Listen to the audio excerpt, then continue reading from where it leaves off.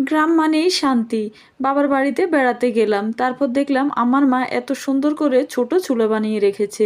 আসলে গ্রামের বাড়িতে গেলে নিজের ছোটবেলার সবকিছু মনে পড়ে যায়। আমরা ছোটবেলায় এরকম কত খেলেছি, কত রান্না করেছি। তারপর চুলাটা দেখে আমি ভাবলাম ছোটবেলার মতো কিছু একটা করা যাক। তারপর আমার মাথায় আসলো এখানে আমরা খিচুড়ি রান্না করব, সবজি খিচুড়ি। যে বলা সেই কাজ। এই যে খিচুড়ি রান্না করার জন্য সব কিছু আমি রেডি করে নিলাম। আমিও আছি এখানে, আমার সাথে আরও অনেকেই আছে। আসলে গ্রামের বাড়িতে এই জিনিসগুলো অনেক ভালো লাগে।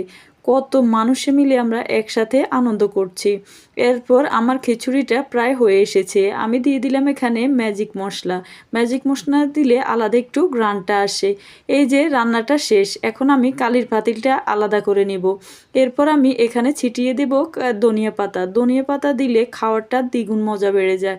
আর দেখুন কালারটা এত সুন্দর এসেছে, খাওয়ারটা অনেক মজা হয়েছে। তাই ভাবলাম আপনাদের সাথে একটু শেয়ার করি।